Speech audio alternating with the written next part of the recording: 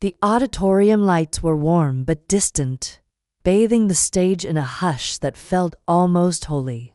I gripped the acrylic edge of the podium, pulse steady, eyes flicking instinctively to the second row where I'd reserved a seat weeks ago, a seat with his name on it. Daniel Montgomery, my husband, my other half, my presumed anchor. That seat, the only one with its cushion untouched and program perfectly folded, stared back at me, void and accusing. "Ready, Elena," whispered Jody from backstage, her clipboard clutched to her chest. I nodded. "Let's do this." She slipped behind the curtain. The MC's voice floated out my name, a quick biography. Applause swelling. I walked into it with a straight spine and the practiced smile I'd honed over years of investor meetings and boardroom battles. I looked out across the crowd, colleagues, journalists, tech industry figures, my father's proud profile, even my old statistics professor from university. But not Daniel, not his lean, patient face, not his soft blue eyes meeting mine for reassurance, for partnership. "Thank you all for coming," I began, voice firm, layered with confidence I forced myself to feel. "Today, we unveil something I've dreamed about for 5 years, something that wouldn't exist without all of you." The launch was going to plan. Slides crisp, audience attentive, nods in the right places, a few respectful interruptions for questions. I explained the software, the vision, the analytics. I held the laser pointer steady. I even cracked a joke that landed. And yet, every time I moved on stage, I circled back visually, emotionally to that empty seat. My voice never wavered, but my mind raced ahead. By the third round of applause, my smile was a porcelain shield. People rose for the demo. Investors surrounded me, business cards fluttering from tailored jackets. "Elena, I knew you'd do it," someone said, and I answered on autopilot, fingers brushing his card.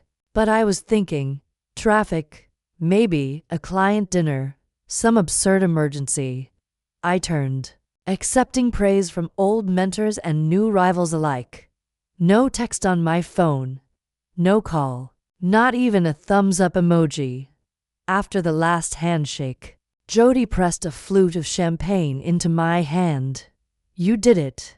Breathe, Elena." I nodded, letting the bubbles tickle my nose, eyes darting again to the seat. "He's not coming, is he?" My voice was almost too soft for her to catch. Her smile faltered.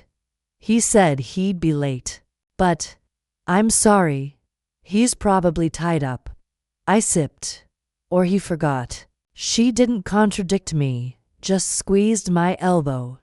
The doors swung open as people drifted out, their faces radiant, their words a chorus of celebration I heard as if underwater. I was still clutching my phone in the hallway when my father appeared, his brow creased in concern. "Are you all right?" "I'm fine," I replied. "Just tired." He paused, glancing at the empty seat, then back at me. "You deserved better than that. It's only a chair, Dad." He shook his head but didn't push. "Come have dinner with us in a little while." I needed a minute to collect myself.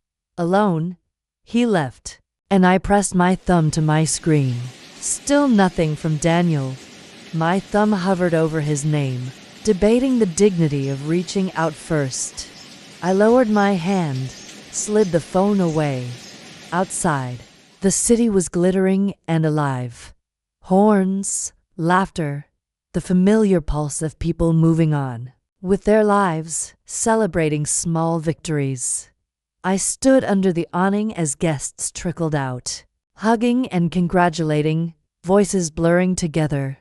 Julia, an old college friend, appeared at my elbow, perfume sharp and familiar. "Elena, you were a force up there. I'm so proud of you." "Where's Daniel?" I kept my gaze fixed on the street. He had work. Couldn't make it. She tilted her head. Did he at least send flowers? Not yet, I replied, a small smile tightening my lips. She watched me, reading between the lines, her tone dropping. If you want company later, text me. I mean it. I know. Thank you. She slipped away into the night, arm linked with her fiance's, leaving me with the residue of her concern. It was nearly midnight when the venue manager dimmed the lobby lights and signaled it was time to leave. I walked the few blocks to our apartment, heels clicking on the pavement, my reflection fractured in dark glass storefronts. By the time I let myself in, the world outside was muffled, the hush of our foyer both sanctuary and accusation. Daniel was not home. I changed, slipping off the silk dress, pulling on an old Yale sweatshirt.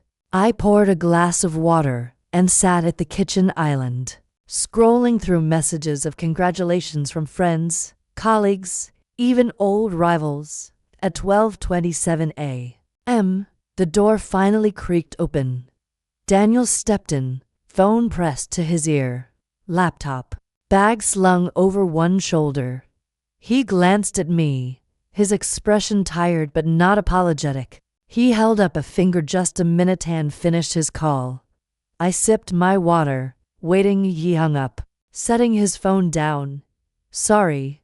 Last minute fire. We had an investor in Singapore panic about the quarterly numbers. I couldn't leave. You missed my speech, I said, voice flat. He ran a hand through his hair. I know. Elena, I'm sorry. You know how this business is. I do. I also know how calendars work. My words were calm. Each one measured. He approached, tried to kiss my cheek, but I turned slightly, feeling the cool air slip between us. He pretended not to notice. How was it? He asked, tossing his keys in the dish.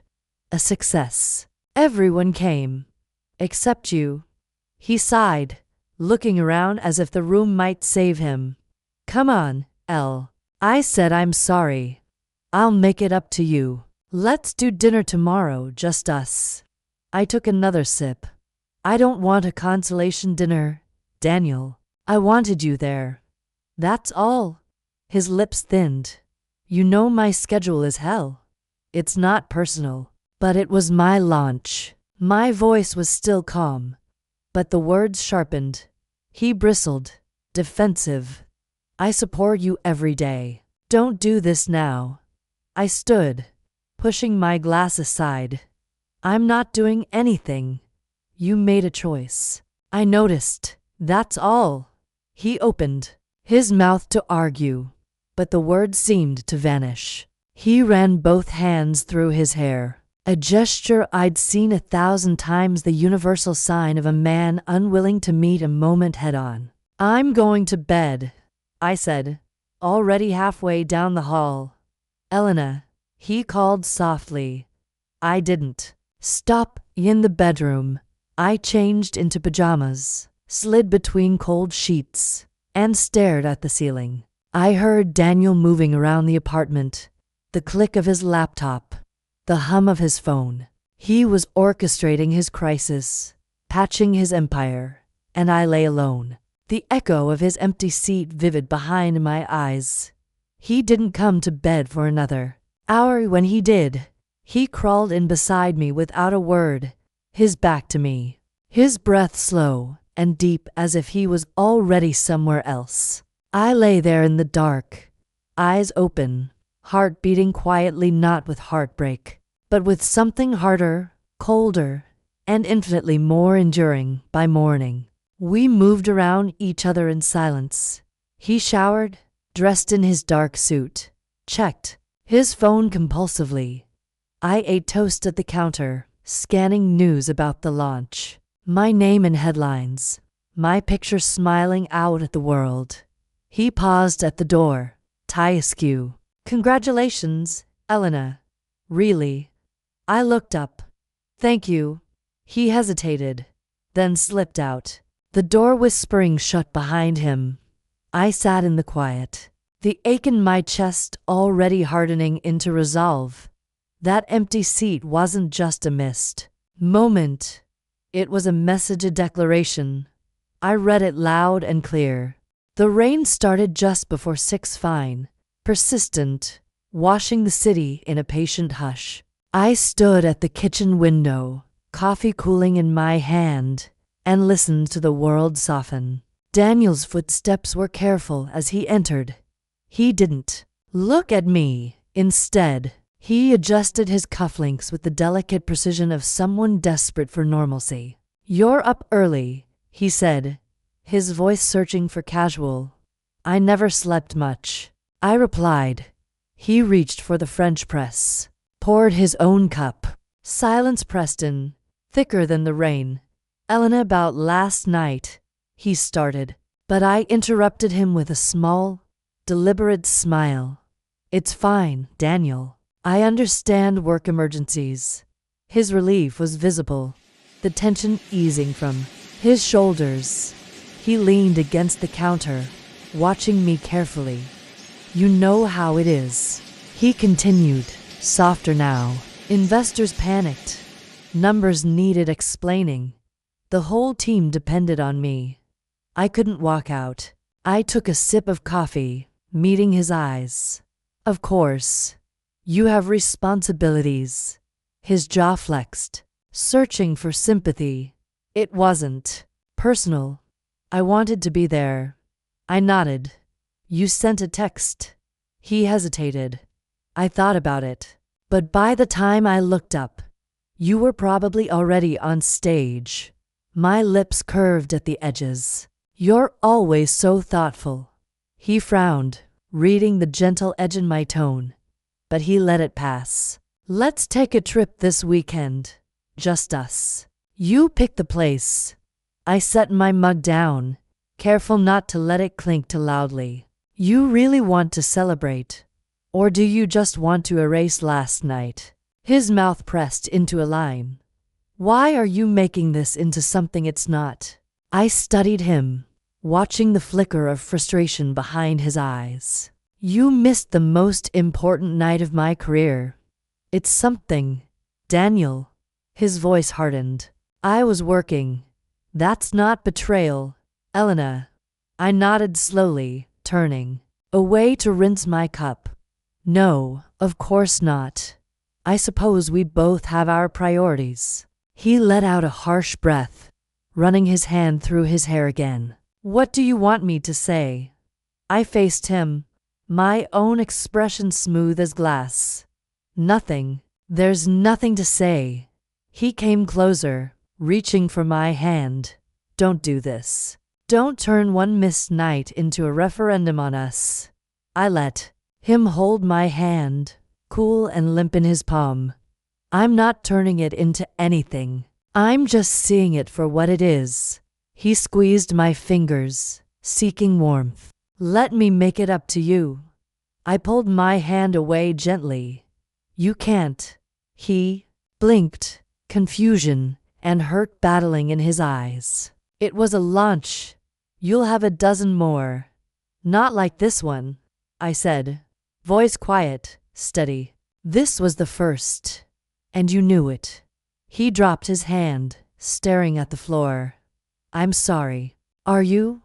My question was light, almost conversational. He looked up sharply. "What's that supposed to mean?" I shrugged, folding my arms across my chest. "You say sorry, but I don't hear it." His voice rose, brittle. "You're making this impossible." "I'm making this honest," I replied. He glared, wounded, pride flaring. "Fine." I screwed up. "Happy?" "No," I said. The answer simple, honest. He grabbed his bag. "I'll be late tonight.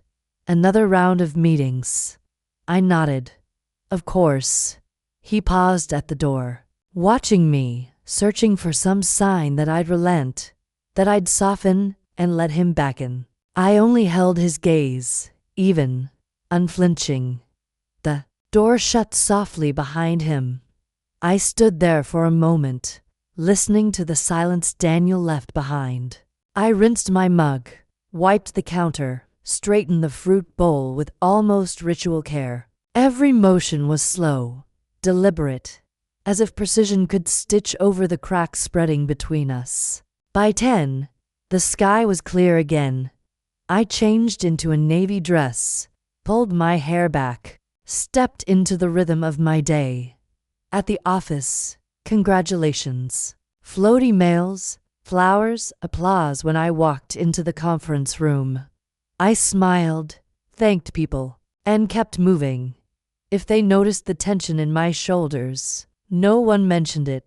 Mid-that morning, I called Daniel, just once. The call went to voicemail. Hi, it's me. Just checking in. Call if you have a minute. No reply. That evening, when I returned home, the lights in the living room were low. Daniel sat at the dining table, a bottle of red uncorked, 2 glasses waiting. Truce? He offered, voice softer, almost contrite. I sat, folding my hands. For tonight. He poured the wine, handed me a glass. To you, to your brilliance. I watched him, measured. Thank you. He tried a smile, searching for old warmth. The office was chaos. I almost lost my mind. Sounds exhausting, I said, tone mild. He leaned in, lowering his voice. I know I wasn't there. I know you're upset. But I am proud of you, Elena. I always have been. I held his gaze. That's good to hear. His jaw clenched. You don't believe me. I swirled the wine, watching the color bleed against the glass. It's not about believing. It's about being there. He hesitated, frustration simmering beneath his apology. Do you want to fight? No, I said softly. I'm tired. He touched my wrist, tentative. Let's move past this. I studied his hand, my skin cool beneath his touch. I wish it were that easy. His shoulders sagged, his mouth tight with words he didn't say. We drank in silence, the air thick with all that was left unsaid. After dinner, he cleared the plates, stacking them with unusual care. Elena, please, he said from the sink, not turning. Don't shut me out. I set my napkin down. I'm just processing. He nodded, not quite understanding, but unwilling to press further. We finished the night in a companionable hush, separate books, separate thoughts. The couch wide enough for the space between us. Upstairs, as he slipped into bed, he whispered, I love you. I answered with a gentle, good night, and lay awake long after his breathing steadied. His apologies echoed in the dark, soft, shapeless, easy to forget. I noticed the first real crack 2 weeks later, as the leaves began to turn outside my office window. Daniel's text came just after midnight, running late. Don't wait up, and I found myself staring at the message, my thumb hovering over the reply. I set my phone face down on the desk, the glow lingering in the darkness. His late nights used to mean progress, ambition. Now, they meant distance. At breakfast, Daniel was distracted, scrolling through his phone as if the rest of the world were more urgent than the coffee cooling between us. Long night, I asked, voice careful. He barely glanced up. Yeah, Singapore again. Investors want daily updates now, everyone's skittish. I watched the tiny twitch of his jaw, the way he didn't quite meet my eyes. You've been quiet lately. He shrugged. Just tired. Stressful quarter. You could take a weekend off. He gave a thin smile. Maybe after the storm passes.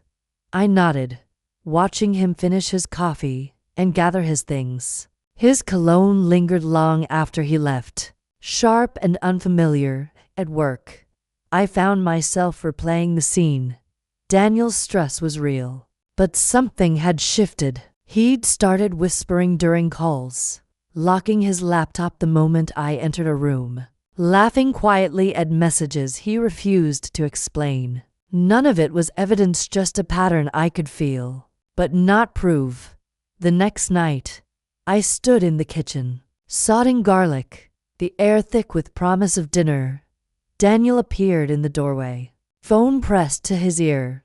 He paused, glancing at me, then turned away to murmur into the hallway. When he finally returned, he looked relieved. "Sorry. Work." I set to plates on the table. "Is everything all right?" He nodded too quickly.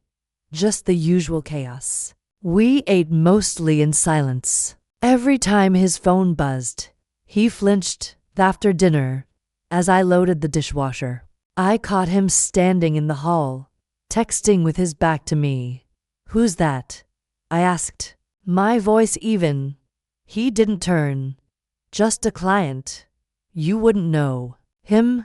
I let it go, but the cold in his answer curled beneath my skin. I took my doubts to the only person who never lied to me. Sophie Banks had been with me since the beginning, a steel spine in high heels. My executive assistant, confidant, and quiet protector. She greeted me at the office with a knowing look, sliding my itinerary across the desk. "You didn't sleep," she observed. I offered a tight smile. "Astute as always." Sophie's voice softened. "Everything all right at home?"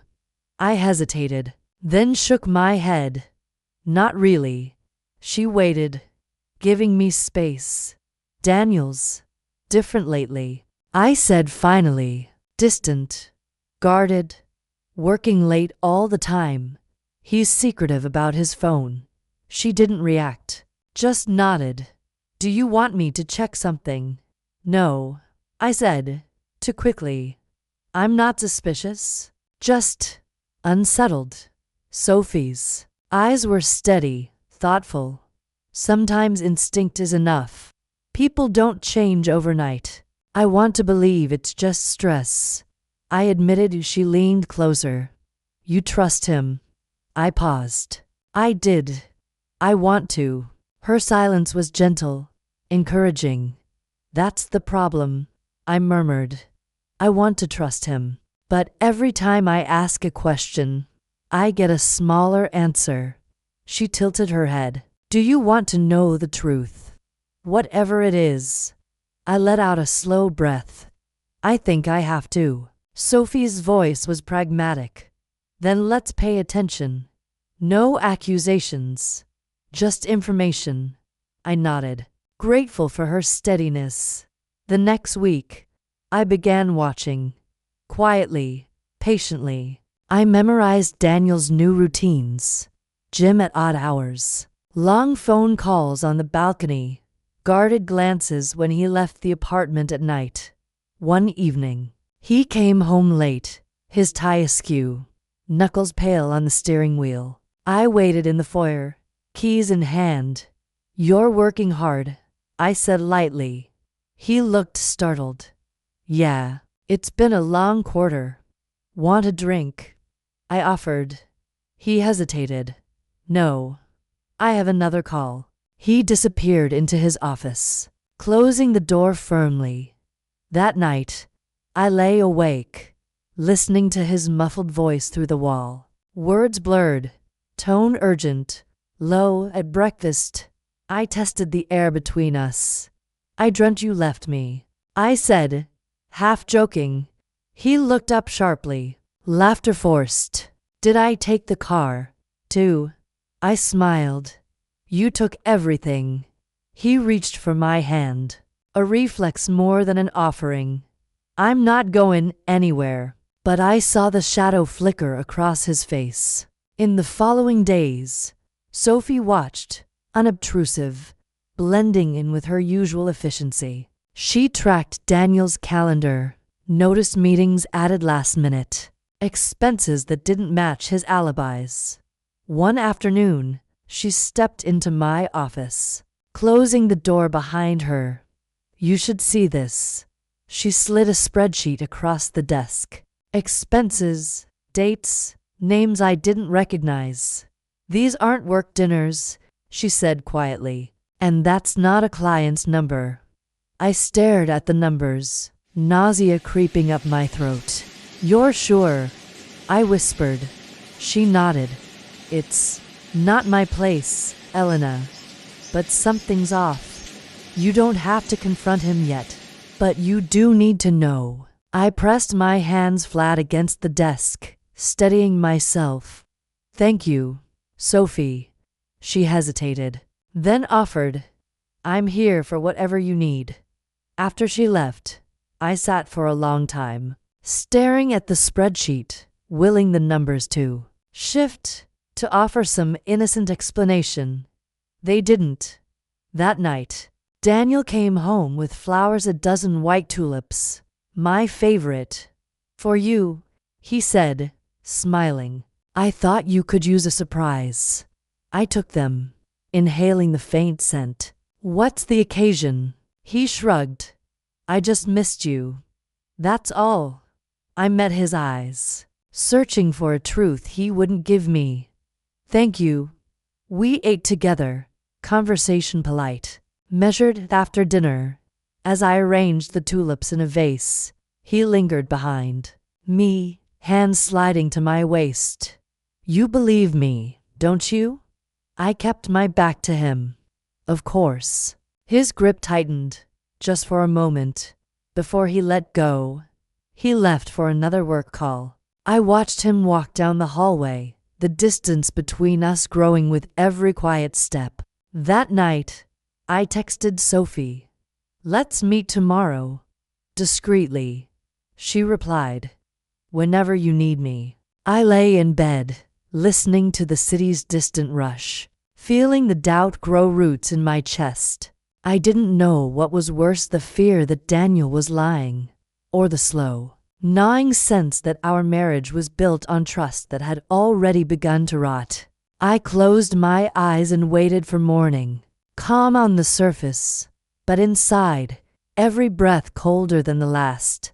Sophie met me at a corner cafe, tucked beneath a tangle of climbing roses. The morning after I sent my text, she'd arrived early, a folder resting at her elbow, her phone turned face down. I ordered black coffee and sat across from her, sunlight slicing through the window, painting the table with fractured gold. She wasted no time. I have what you asked for, and more. I took a slow breath, nodding for her to continue. She slid the folder to me, her voice quiet, deliberate.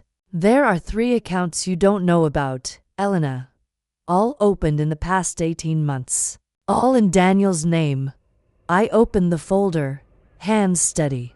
Each statement was clipped and annotated in Sophie's neat hand transfers, investments, withdrawals. My eyes followed the trail, month by month, watching our future siphon out through corridors I'd never even glimpsed. These numbers, I murmured, and she nodded.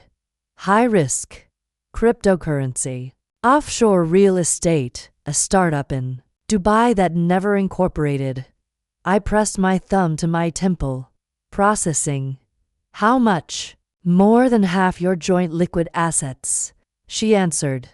A portion of your personal account too. He used your authorization for the last transfer digitally, but it matches your login. My jaw tightened. He forged it. She hesitated. I think he guessed your password. I can prove it if you want to pursue this. I sifted through the pages, reading every highlighted withdrawal, each red ink note. It was methodical, ruthless. There were no luxury purchases, no evidence of another woman, only numbers, risk, a relentless hunger for something I'd never been offered the chance to refuse. Did he cover his tracks? I asked. She shook her head. Not well. He assumed you'd never look. And if he wins big, he'll patch the accounts before you notice. And if he loses? Sophie met my gaze. You'll be left with nothing if you don't act. I looked down, letting the numbers blur. My mind drifted back through every conversation, every time he'd told me to trust him, every time I deferred to his expertise, how carefully he'd steered me away from the accounts. The conversations, the signatures, the waitress brought my coffee. I thanked her automatically, then sipped, the bitterness sharp and grounding. Sophie's voice softened. You're handling this well. I smiled, lips pressed tight. I learned from the best. She offered a smile in return, her eyes fierce, loyal. What do you want to do? I closed the folder, gathering myself. We need to document everything. Quietly. No confrontations. Not yet. I can handle that. I also need a list of every asset in my name, real estate, investments, everything. I want to know what's still safe. She jotted notes, efficient, unruffled. I'll have it by tomorrow. I hesitated, then reached for her hand. Thank you, Sophie. She squeezed my fingers. Brief and fierce, always. When I returned to the apartment, Daniel was gone, his scent lingering, cologne and coffee. The ghost of laughter from a marriage that felt increasingly staged. I spent the day reviewing files, opening every statement, matching Sophie's findings to the details Daniel had given me over the years. The gaps were obvious. For every project he claimed as stable, there was a withdrawal or a shadow investment. For every family goal, a siphon fund at 5. Daniel called, voice smooth as ever. I'll be home late. Don't wait up. Everything okay? I asked. Steady, he chuckled. Just busy. Don't worry about me. I ended the call, staring at my reflection in the window. I saw my own eyes, sharper than before, framed by resolve I didn't know I possessed. At 7, I called Sophie. Meet me at the office. Tonight. She didn't hesitate. I'll be there in 20. We sat across from each other in my glass-walled office, the city glowing beyond. I stacked the folder between us, drawing a clean sheet of paper. I want to know where every dollar is, Sophie. Can you trace it back? If he moved anything else? She nodded. Yes. I've already started cross-referencing. I can get you a full picture by morning. Good. And if he tries to move more, I'll know within an hour, she promised. The silence grew, heavy and intimate. I thought I was careful, I said, more to myself than her. I thought we were equals. Sophie's voice was gentle. You are, but you trusted him. That's not a weakness. I shook my head, anger and clarity mingling. It is, if it blinds me. She reached across the desk, her fingers steady. You see him now. That's what matters. I nodded, letting her words settle. Just before midnight, Daniel texted client. Drinks ran late. Don't wait up. Love you. I stared at the screen, a numbness seeping into my bones. Go home, Sophie, I murmured. I'll be fine. She hesitated, her eyes lingering. Text me if you need anything. I will. After she left, I locked the office, checked the folder one more time. The pattern was clear, the theft deliberate. I returned home, moving, quietly, aware of every sound. The apartment was neat, untouched. I changed, brushed my teeth, slipped into bed alone. My mind raced, not with panic but with calculation. I traced every step Daniel had taken, every lie he'd told, every secret he'd buried beneath the guise of partnership. I thought of the launch, the empty seat, How easy it had been for him to let me stand alone while he risked everything we'd built together. He came home at 2:30 a.m., moving softly so as not to wake me. I listened to the quiet rustle of his clothes, the soft click of his watch on the nightstand. He slid into bed, careful not to touch me. I kept my breathing slow, even, until he fell asleep. Then I opened my eyes and stared into the darkness, the weight of his betrayal pressing against my chest, not crushing, but clarifying. In the morning, Daniel was gone before I woke. He'd left a note on the kitchen counter, breakfast on the go. Love you. I crumpled it, tossing it into the trash. Sophie called at 9. I have everything. Do you want the summary by email? Or in person? In person, I said. Come to the apartment. She arrived an hour later, papers and a flash drive in hand. It's worse than we thought, she said as I let her in. He's been moving money for months. There's a loan in your name, too. Unsecured, very risky. He used your signature for the approval. I took the file, scanning the pages. Is it illegal? She hesitated. It could be. If you want to press charges, we can prove fraud. I sat, running my fingers along the edge of the file. Not yet. I want him to know I know, but on my terms. She nodded. You want to control the fallout. Exactly. She watched me, respect in her gaze. You're stronger than you think. I smiled, tired but grateful. No. I'm just finished letting someone else write the story. Sophie squeezed my shoulder as she stood. Call if you need me. I nodded, my decision hardening inside me. When Daniel returned that evening, I was waiting at the dining table, his favorite wine open, glasses set. He looked surprised. What's this? He asked, smile cautious. A toast, I replied, voice even.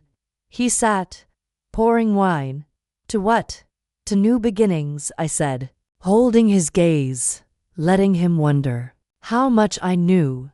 He clinked his glass to mine, oblivious. I drank, watching him over the rim, already planning my next move. The night was a quiet storm. The city's hum distant as I stood at my bedroom window, tracing the skyline with tired eyes. The folder Sophie had given me lay open on the desk, papers scattered like evidence of a life rewritten without my consent. I pressed my palm to the glass, the coolness grounding me. This is unbelievable, I whispered to the empty room. Believe it, Marcus Thayer said, stepping into the frame. His silhouette was calm, assured. As my family lawyer, he'd been briefed by Sophie on the financial discrepancies. I turned, welcoming both his presence and the clarity it brought. How much damage are we talking about? I asked, voice steady despite the weight in my chest.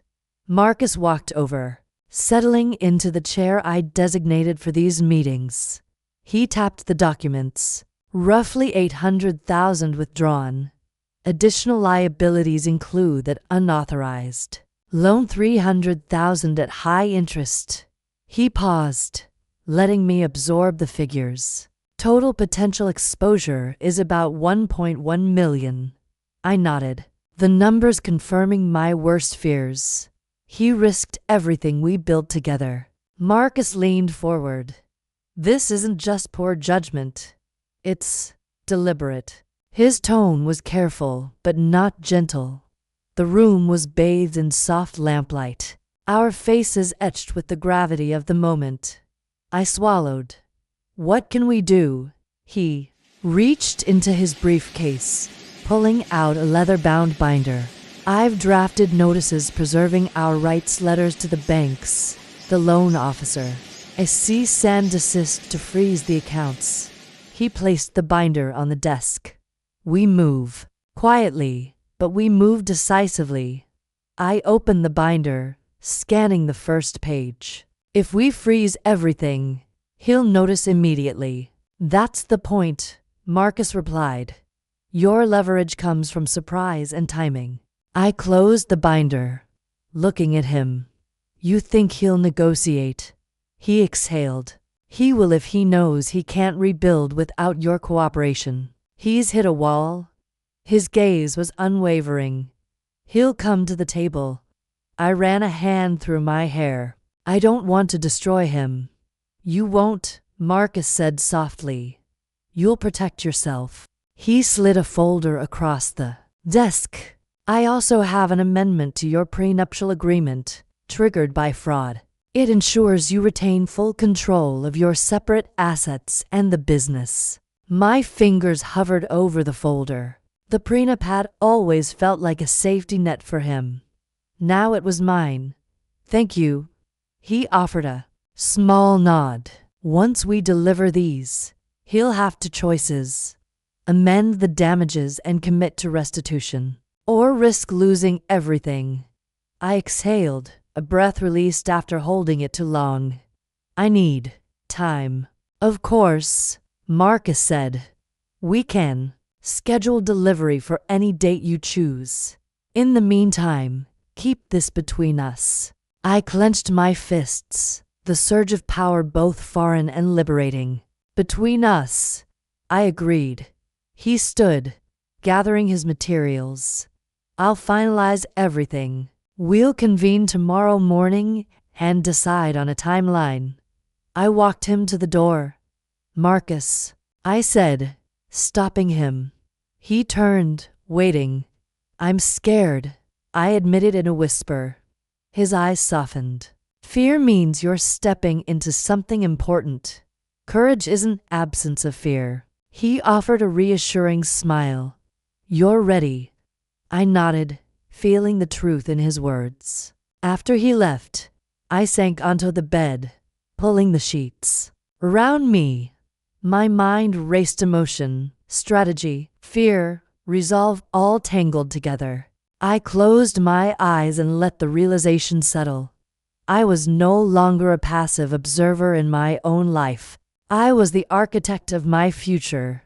Later, I found Sophie waiting. In the study, the night shadows folding around her. She gave me a knowing look. How did it go? I sat at the desk, picking up the binder. We have a plan.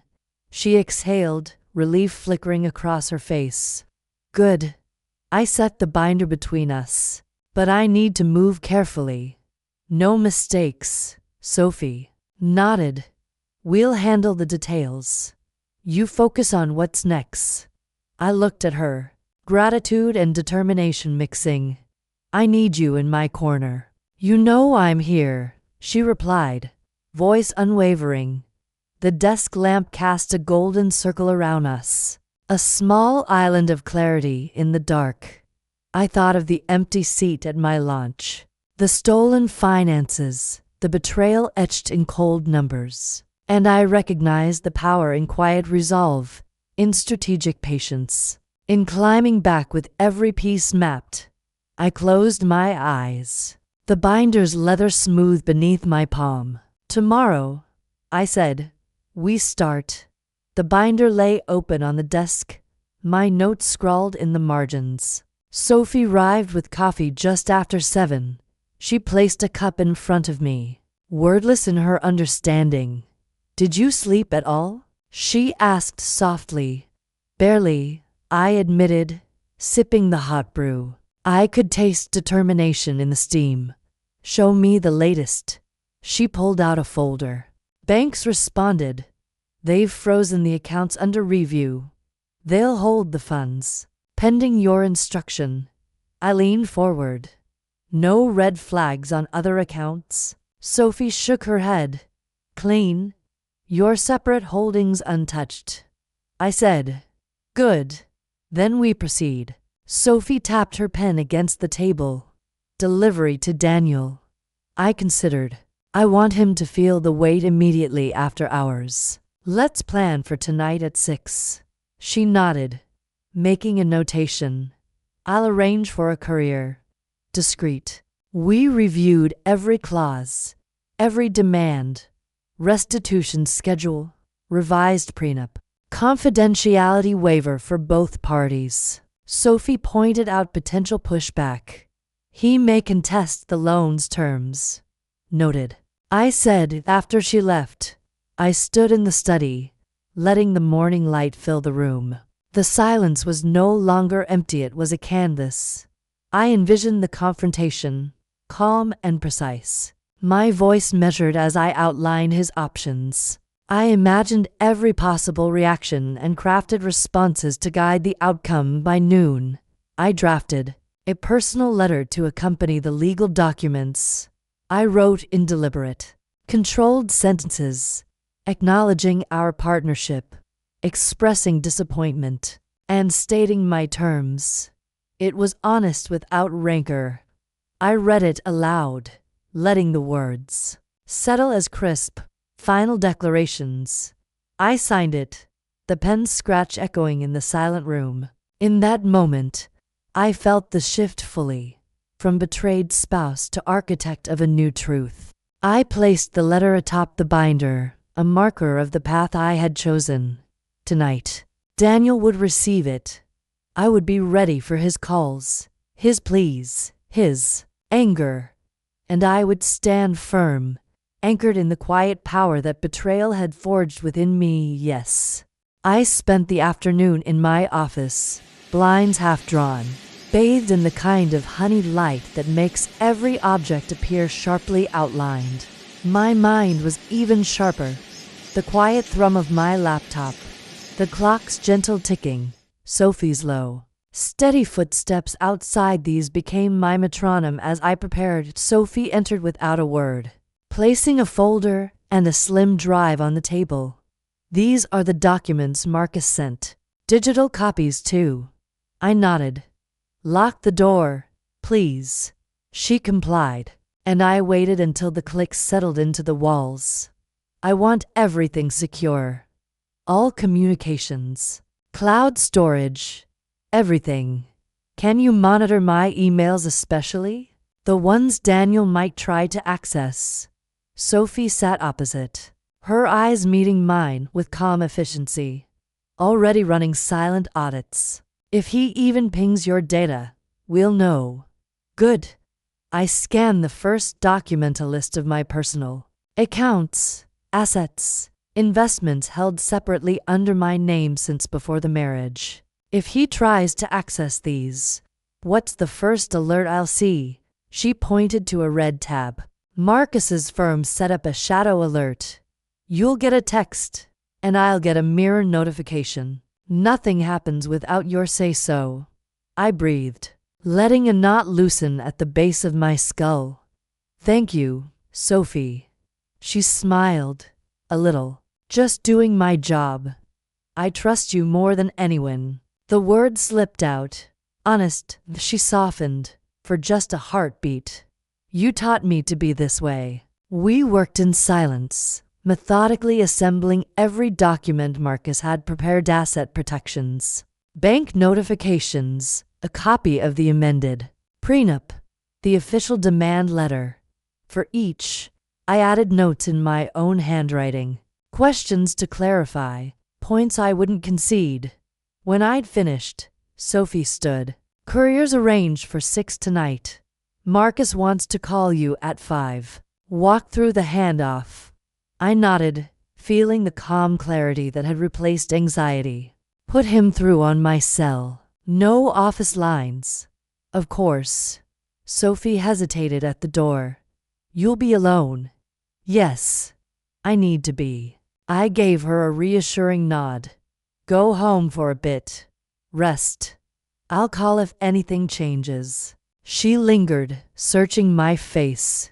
If you need backup, I'll be here in 15 minutes. I smiled. I know. The apartment was still and sunlit when I returned.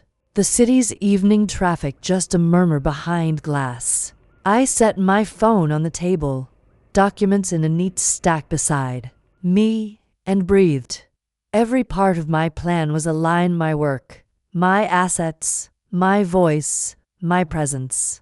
There was a kind of peace in having prepared for every contingency. At 4:57, my phone buzzed.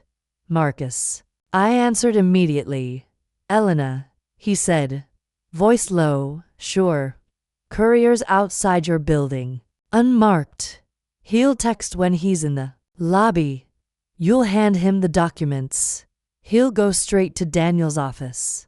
Delivery will be logged and recorded, as we discussed. I asked, any chance Daniel intercepts the process? None. I spoke to the courier myself. He's discreet. There's no trail leading back to you yet. By the time Daniel knows, all accounts will be frozen. We'll have leverage. Perfect. I kept my tone controlled. Marcus, if he calls, what's my line? He replied without hesitation. You're not making threats. You're protecting your interests. You're open to conversation, but not negotiation. You expect honesty. In writing. I repeated it back. Open to conversation, not negotiation. I expect honesty. In writing. That's right, Marcus said. Pride threaded through his professionalism. And Elena, remember, you hold every card now. I know. My voice was steel. The courier's text arrived at 5:58.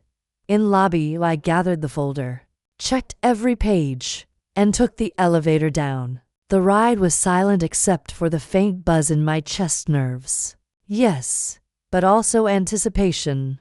I was no longer waiting for disaster. I was orchestrating it, on my terms.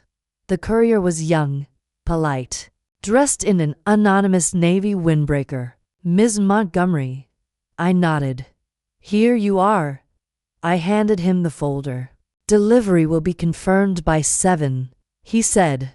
Professional. Do you want the signature sent to your personal phone? Yes. And send a scan of the handoff form. To Marcus as well. Will do. He offered a brief nod, then vanished into the revolving door. Upstairs, I changed into something soft gray linen pants, a black t-shirt, and waited at the dining table, eyes trained on the skyline. At exactly 7:12, my phone vibrated. Delivered. Signed for by D. Montgomery. Copy sent to legal. I sat back, letting the reality sink in. The documents had landed. My safeguards were in place. The first piece had moved.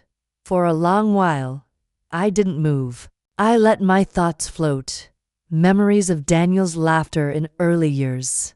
The way his eyes once lit up at my ideas. The warmth we'd shared before the pressure. Before the cracks. I honored those memories, then put them away. They were not part of the next act. At 7:46, Daniel called. I let it ring twice before answering, my voice calm, composed. Hello, Daniel. His voice was ragged. What the hell is this? I didn't flinch. You have the documents. I have a lawyer calling me. Elena, my office is in chaos. What are you doing? I'm protecting myself. You left me no choice. He scoffed. You're overreacting. This is just a setback. You froze our accounts. I did. I replied. And I reviewed every transfer you made without my knowledge. Every account. Every loan. You can't touch my assets anymore. He paused, stunned. You went through my things? I went through our things. Our life. The things you gambled away. He said nothing. I heard him breathing, heard the anger and the fear. We can fix this, he tried, softer. Let's talk, face to face. We will, I said. But you'll talk to my lawyer first. Any statement you make should be in writing. I expect honesty. Elena, don't do this, he whispered, suddenly small. Please. Good night, Daniel. I hung up, set my phone down, and sat in the silence. The city was vast outside my window, glittering and indifferent. My phone buzzed again. Marcus. Confirming delivery. Sophie texted an hour later. Everything holding steady. Proud of you. I stared at her words, feeling the full ache of everything I'd lost and everything I'd salvaged. The ache was real, but so was the strength that had grown in its place. Tonight, I slept without fear of what would be taken from me. Tonight, I was my own protector. I drifted into sleep, the city humming softly, my mind finally at rest. The days before Daniel's reckoning moved with unnatural stillness. Like the hush before a summer storm, I became precise with my routines. Early mornings, black coffee, deliberate wardrobe choices. My office became a bunker, my silence, a shield. Each action was purposeful. I contacted a handful of trusted business allies, never more than 1 or 2 a day. Always in person, or on an encrypted line. My conversations were careful. Hints of upcoming changes, but never accusations. My voice was always steady, never trembling, never revealing the depth of the betrayal beneath. Julia Carter was first. I met her in the private lounge at her favorite art gallery. Sunlight dappling her golden hair, she offered her signature smile, elegant and knowing. "Elena, you look invincible," she teased, tilting her glass of sparkling water. "I don't feel invincible," I replied, letting my fatigue show for a moment. Julia's expression softened. "Rough quarter," I nodded. "Something like that." We sat in companionable silence. She waited, patient as ever. "Julia, I may need a favor soon," I said quietly. She lifted an eyebrow. "Of course. What's the nature?" I met her gaze directly. "Business. Maybe more. I'm restructuring. There could be fallout." She considered me, then nodded once, decisively. "You know where to find me." "Thank you," I said, the gratitude in my voice genuine. She reached across, touching my hand. "You don't have to explain. Just know I'm here." Later, I called a board member, kept the conversation light but deliberate. "We'll be realigning some priorities. You'll be briefed before it's public," I assured her. She answered, "As long as you're steering the ship, Elena, I have no worries." With each conversation, the chessboard of my life became clearer. People would wonder. Rumors would bloom. I controlled the narrative by controlling my presence, always poised. Always a step ahead. No gossip. No panic. Just the impression of a woman tightening the lines before weathering a storm. At home, Daniel grew restless. He paced the living room at night, phone clutched in white-knuckled hands, arguments muttered under his breath to people I never saw. He tried to confront me. Once, late after midnight, his voice brittle with anger. "Elena, everyone's asking questions. Why won't you talk to me?" I kept my tone cool. "I already said legal conversations go through our counsel. I won't discuss business matters at home." He glared at me, searching my face for softness. I gave him none. "Are you really going to let this ruin us?"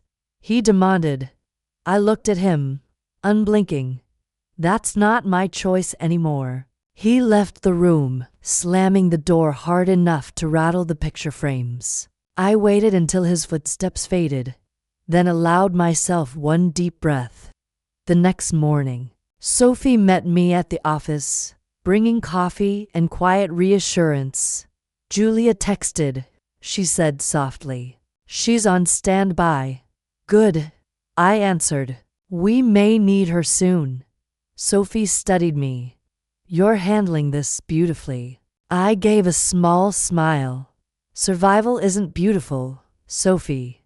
It's just necessary." She nodded. Understanding more than I said, we finalized my statements. For the board, making certain every detail was impeccable. There would be no public spectacle, no scandal. Everything would happen behind closed doors, silent and dignified. That evening, I hosted a small dinner at the apartment. Only 3 close friends, Julia, Sophie, and Mark, a mentor from my early days in business. The conversation was light, laughter sincere. But beneath the surface, alliances were being affirmed. Trust was being measured. After dinner, Julia lingered, her eyes searching mine. "You're not alone. You know." I squeezed her hand. "I know." Sophie walked her to the door, and Mark gave me a nod as he left, tacit approval in his eyes. When I was alone again, I stood at the window, the city glowing beneath me. Daniel was still out his meetings, his secrets. I felt the balance of power shift, quiet and irreversible. For the first time in weeks, I wasn't afraid of what would come next. The calm before a storm isn't really calm, I realized. It's focus. It's the gathering of every resource, every ounce of resolve. It's the sharpening of purpose when you know you're about to walk into fire. I called Marcus, my voice unwavering. "We're ready for the next step." He responded, "Then tomorrow, Elena, we make our move." I hung up, my reflection superimposed over the city's lights, steady, unbreakable. Tonight, the storm could wait. I had positioned every piece with elegance. The rest would follow. It happened on a Tuesday, oddly bright, air heavy with the threat of summer thunder. The day began like any other, but by noon the fabric of Daniel's empire had started to unravel. Threads yanked loose by the very hands that once held everything together. I watched from a distance, steady and silent, as the crisis he'd so carefully ignored burst open. My phone buzzed at 12:37. A curt text from Daniel. "Call me.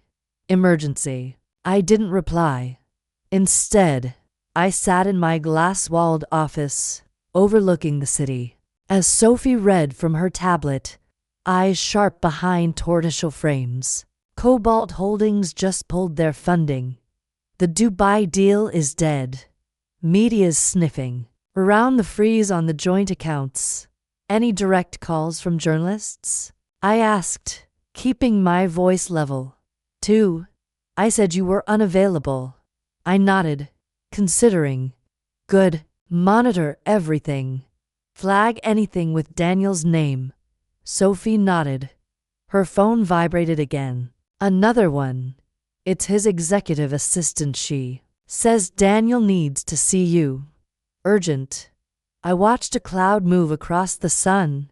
"He does," I said quietly, but not on his terms. Just after 1, Daniel called again.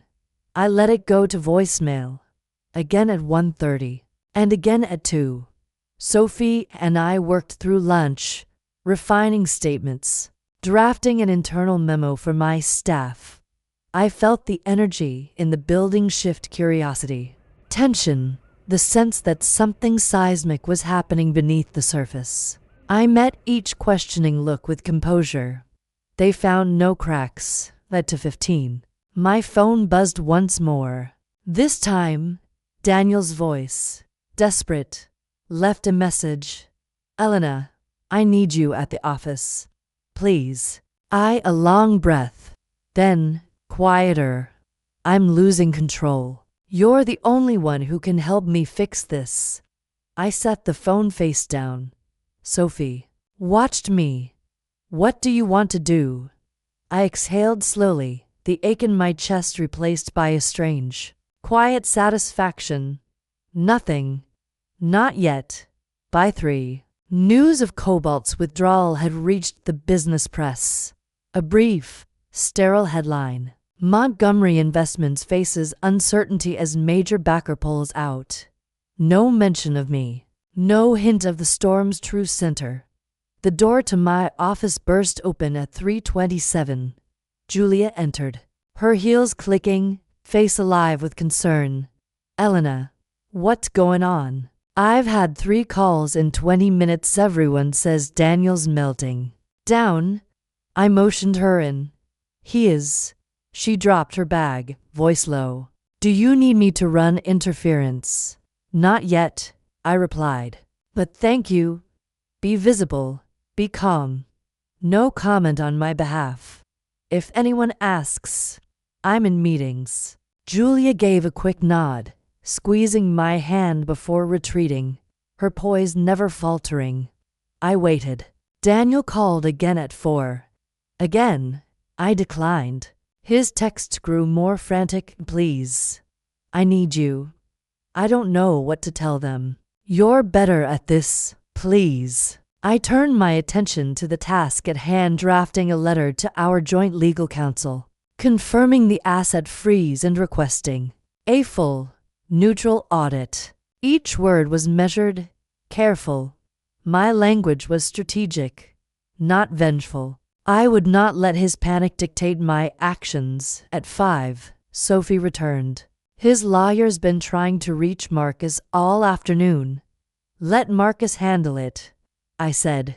He is. Marcus says Daniel's side is offering meetings, trying to negotiate terms. A small, almost invisible smile touched my lips. No negotiation. He'll present his admissions in writing. Full disclosure, or nothing. Sophie's gaze softened.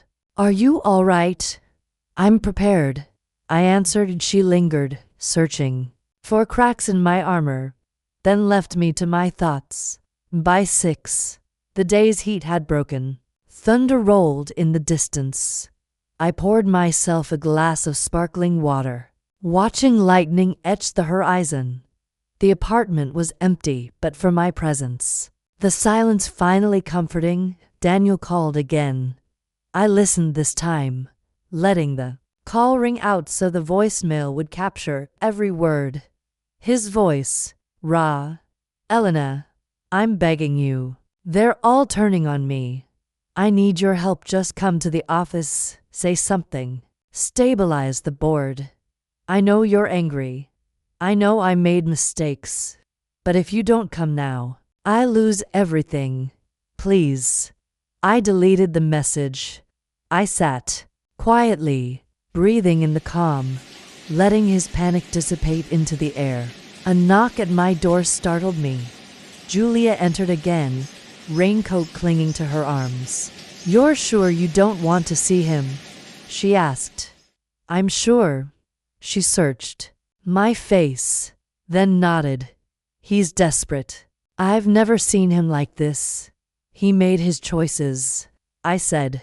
Let him stand in them.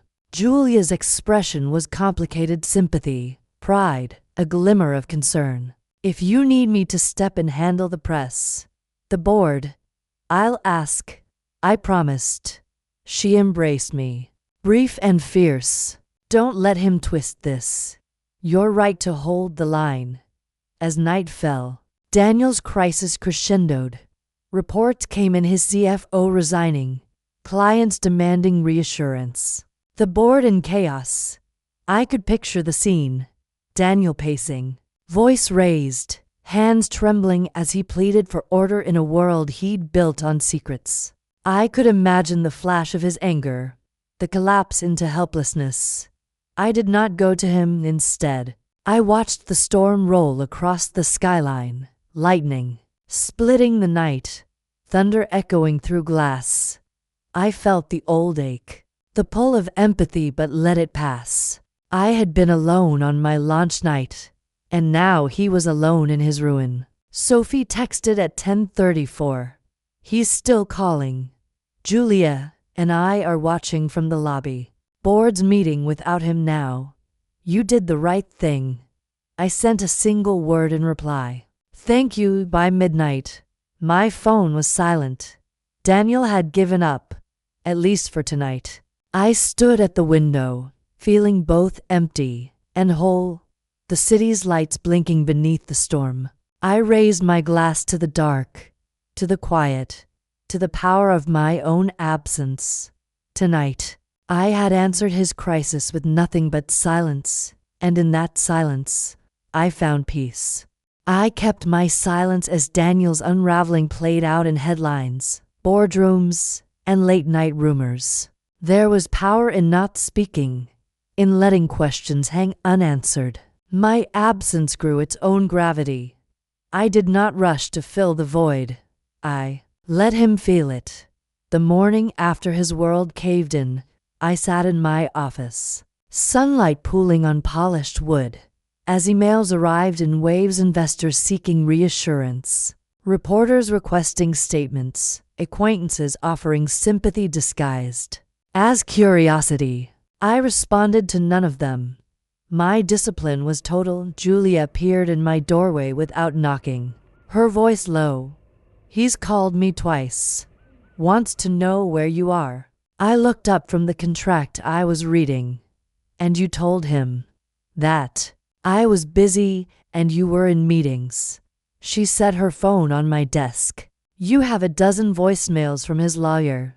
I nodded, never breaking stride. Let Marcus handle it. Julia sat down, folding her hands. The board's talking. Some are impressed by how calm you are. Some are intimidated. I'm not looking for a fight. I'm just not hiding, I replied. She smiled, small and satisfied. It's working. People are drawing their own conclusions. That afternoon, I walked the corridors of my company, pausing to greet staff. No explanations, no gossip, just a composed presence. Every look, every nod was an affirmation. I belonged here, and I did not need to justify myself. Later, I slipped out the side entrance and found a corner table at a quiet wine bar, the world muffled behind rain-streaked glass. My phone buzzed. Sophie, are you alone? She asked. Yes, she lowered her voice. Daniel's lawyer is requesting a sit-down. They say he's willing to sign any statement you require as long as you'll meet. I traced the rim of my glass. That's not necessary. Written statements only. Marcus will respond. Sophie hesitated. Some people think you're being cold. I heard the question beneath her words. I'm not being cruel, Sophie.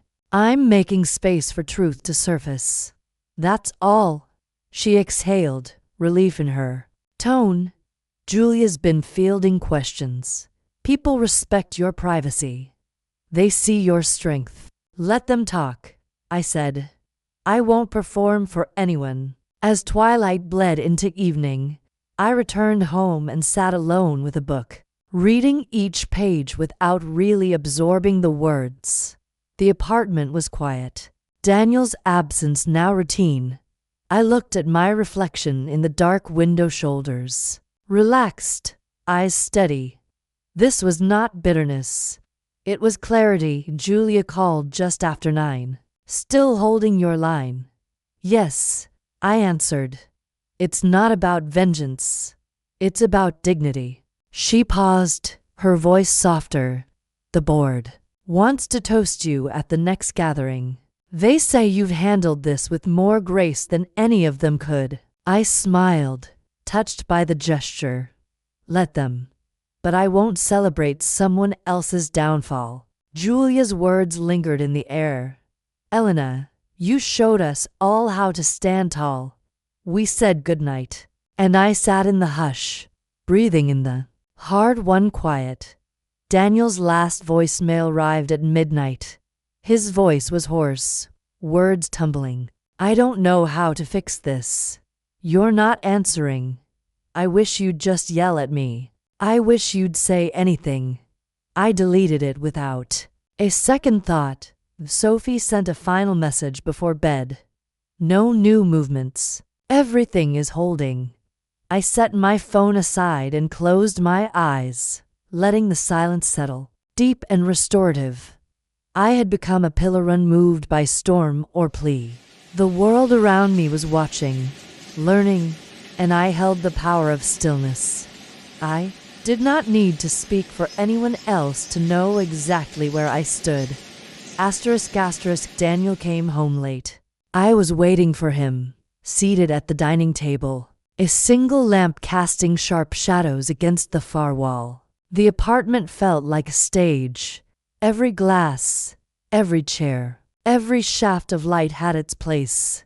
I listened to the muted sound of his key in the lock, the pause as he braced himself, then the door whispering shut behind him. He entered slowly, shoulders hunched. For the first time, I saw uncertainty instead of arrogance in the set of his mouth. Elena. He said my name as if it tasted unfamiliar. I didn't answer right away. Instead, I set my pen down, folded my hands, and waited for him to speak first. He looked around the untouched place sitting across from me, the silence pressing down. Why won't you talk to me? I met his eyes, calm and unwavering. I'm listening. He pulled out the chair, sat, and placed his phone on the table between us. His hand trembled slightly. Everything's falling apart. You know that, right? I nodded, quiet. Yes, Daniel, I know. He ran both hands through his hair. I don't know how it got this bad. You're freezing accounts, refusing calls. The board's threatening to remove me. I'm being boxed out of my own company.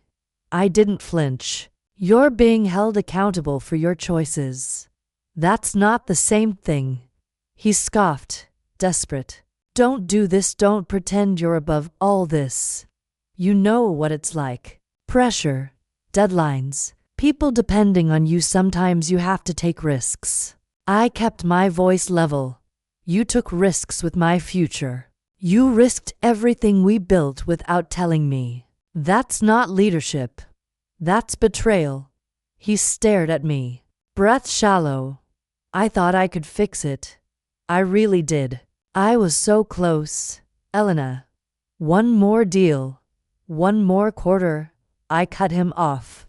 How many deals, Daniel? How many times did you tell yourself you were one step away from making it right?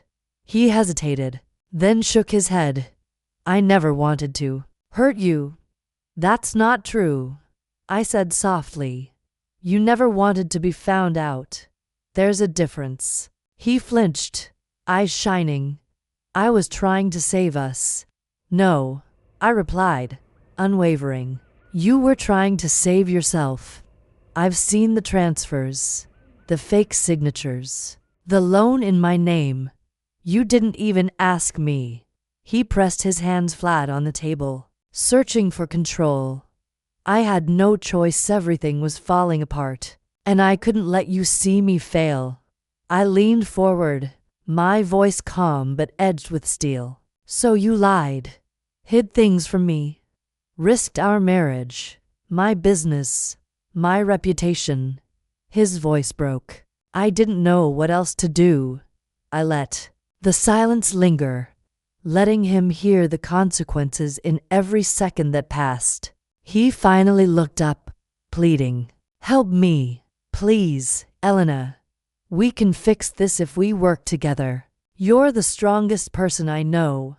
I did help you, Daniel.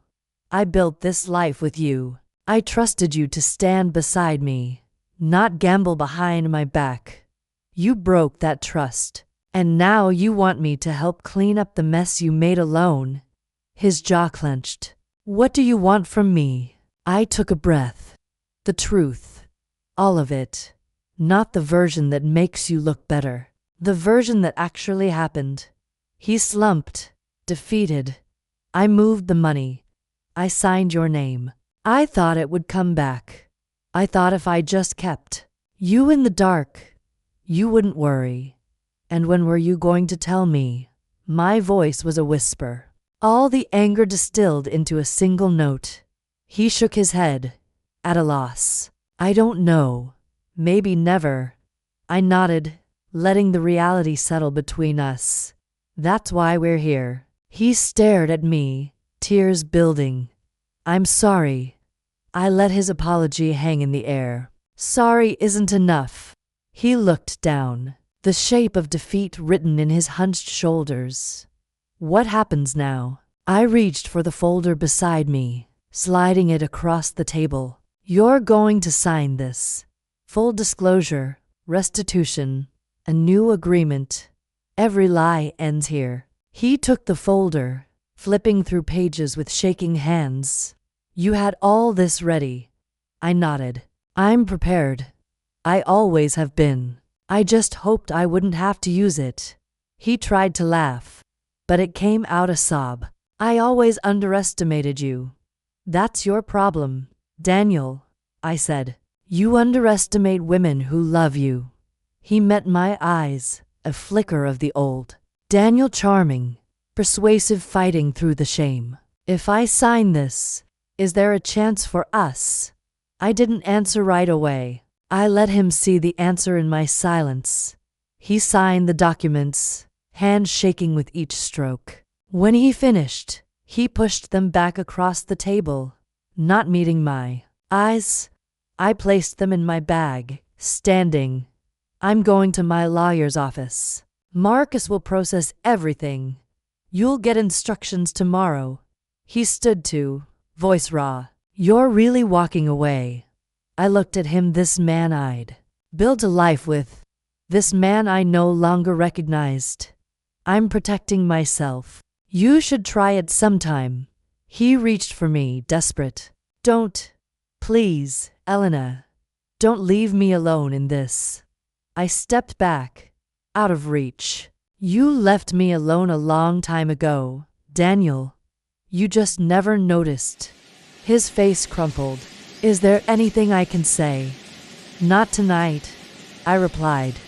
He broke, a harsh sob echoing in the room. I watched, heart heavy but resolute, as he collapsed into the chair, shoulders shaking. I gathered my bag, keys, the folder of signed confessions and new agreements. As I stepped toward the door, he looked up, hope flickering in his ruined face. Elena, please, just tell me you'll be okay. I paused. I will. He closed his eyes, as if the truth of it was both mercy and sentence. I left him there, the apartment echoing with the silence of our ending. In the elevator, I pressed my forehead to the cool metal wall, exhaling the last of my fear. I felt no glee, no triumph, only clarity. Only relief. Outside, the city pressed close, alive, uncaring, filled with possibility. I walked into the night, the future wide and unwritten. Asterisk.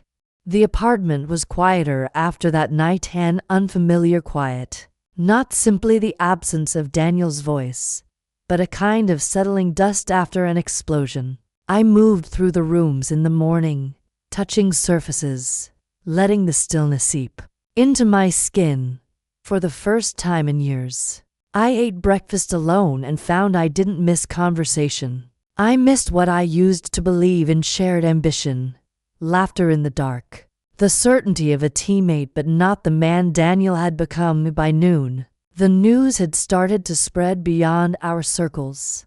Whispers at work, thinly veiled questions at the cafe near my office, colleagues who looked at me with a new, searching respect. I answered no questions, gave no interviews.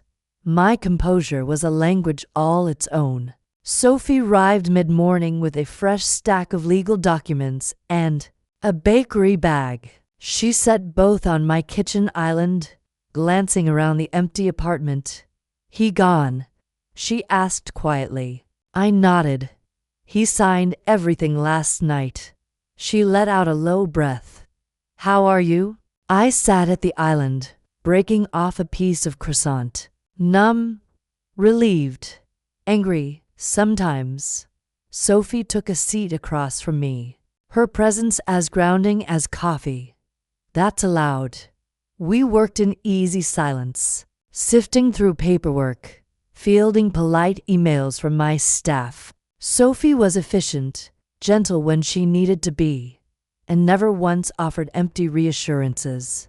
"He'll probably reach out," she said at one point, sorting the agreements into a neat pile. "It's what people do when they realize what they've lost." I kept my eyes on the window, city moving in the distance. "I'm not waiting for an apology." "You shouldn't," she replied, voice certain. "You have nothing to apologize for." Julia called that afternoon. Her voice was warm, velvet with empathy. "I just wanted to check on you," she said. "I'm all right. You sound it." "Elena, everyone's talking, but no one knows the story. You haven't told anyone." "I don't need to," I replied. There was a pause, a shared understanding. "Mark and I are hosting dinner this weekend. Just friends, no questions. Come if you want." I smiled, feeling the ache in my chest ease. "Thank you, Julia.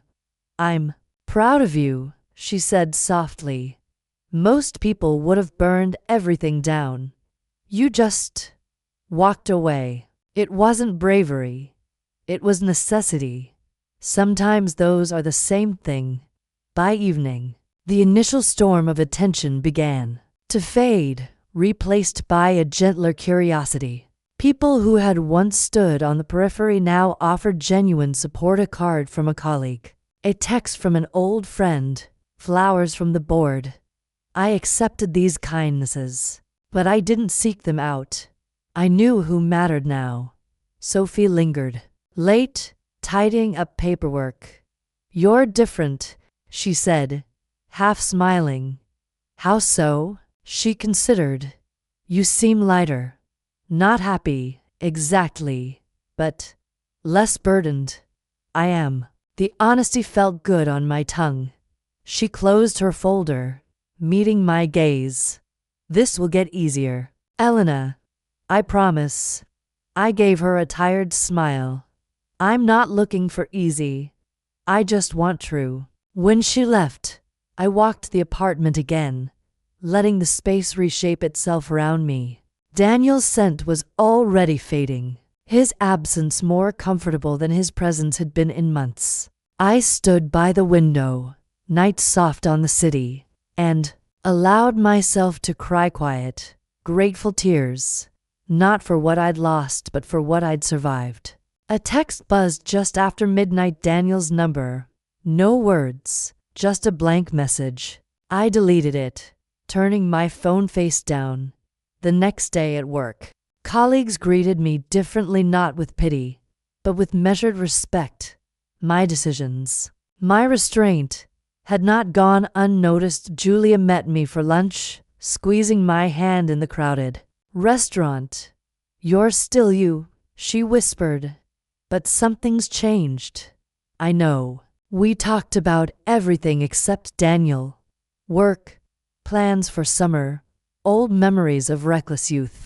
She made me laugh, and for the first time, the sound didn't feel foreign. Sophie sent flowers to my office, a note in her tidy script. "For your next beginning, not your last ending." By the week's end, the worst of the gossip was over. People moved on. The world, indifferent and persistent, kept spinning. And I finally, quietly began to feel like myself again. Marcus greeted me with a measured nod as I stepped into his office. The air scented with polished wood and fresh paper. His conference table was already laid with documents, the neat architecture of consequences and restitution. Through the window, the city pulsed constant, undisturbed. I felt a sense of relief stepping onto this neutral ground. The battlefield now mapped in paragraphs, not pain. "Coffee?" Marcus offered. I shook my head, settling across from him. "Let's just begin." He passed the first folder across. "Your interests are fully protected. The accounts Daniel accessed have been frozen. All funds are under third-party audit." The banks responded quickly. I flipped through the documentation, signatures crisp and final. Will he contest anything? Marcus's expression didn't flicker. He threatened to, at first. But your documentation is flawless. Sophie's timelines, digital receipts, your own records, he has no ground to stand on. A breath left me slowly. What about the loan? He tapped another file. The lender accepted the fraud claim, especially after reviewing the digital signature logs. You're released from liability, pending full audit. If Daniel attempts to challenge it, they'll refer it to law enforcement. I nodded, absorbing the logic of it. No criminal charges, Marcus. His voice was gentle. That's your call. He committed fraud, Elena. I want distance, not revenge, I said. If he makes restitution, I want this over. Marcus studied me, then nodded. Understood. You're in control. You always have been. The door clicked softly as Sophie slipped in. She set a slim envelope beside my hand, her glance reassuring. Final set of documents from the forensic accountants. Every transfer accounted for. I opened the envelope, scanning page after page. Asset flows, timestamps. A story of risk and deception now stripped of all drama. The truth, in numbers. I found no surprises, only confirmation. Sophie took a seat. Marcus coordinated with Julia. The board knows the minimum required. Your reputation is secure. No leaks. I turned to Marcus. Next steps. He outlined it with military precision. Daniel will make his first restitution payment by Friday. The amended prenuptial agreement takes effect immediately. You retain sole control of your business and separate assets. The only joint asset remaining is the apartment. You'll decide whether to sell or buy him out. I exhaled. He's agreed. Marcus smiled. Almost. He realizes this is the best offer he'll get. A long silence stretched between us. I ran my finger along the signature line. Steady now. Have him sign and return everything by noon. Sophie offered. I'll hand deliver. Julia's on standby if Daniel tries anything unpredictable. I felt the swell of gratitude for them both, loyalty that had outlasted deception. Thank you, Sophie, for all of this. She squeezed my hand. You did the hard part. I looked at Marcus, and if he tries to breach anything, he answered immediately. Injunctions are drafted. All you have to do is text me. For the first time in months, I let myself feel it, the certainty that comes with being safe. We reviewed each agreement, Marcus walking me through every page. No detail left to chance. Sophie read behind him, catching the nuances I might miss. I initialed, signed, countersigned. At the end, Marcus placed his own signature alongside mine, then closed the folder with satisfaction. It's done, he said quietly. I sat back, exhaustion sweeping over me. That's all? That's all? Marcus confirmed. You're free. Sophie and I left together. The city's bustle a welcome intrusion after the hush of legal ritual. She hailed us a cab, slipping inside beside me, her phone already buzzing with new notifications.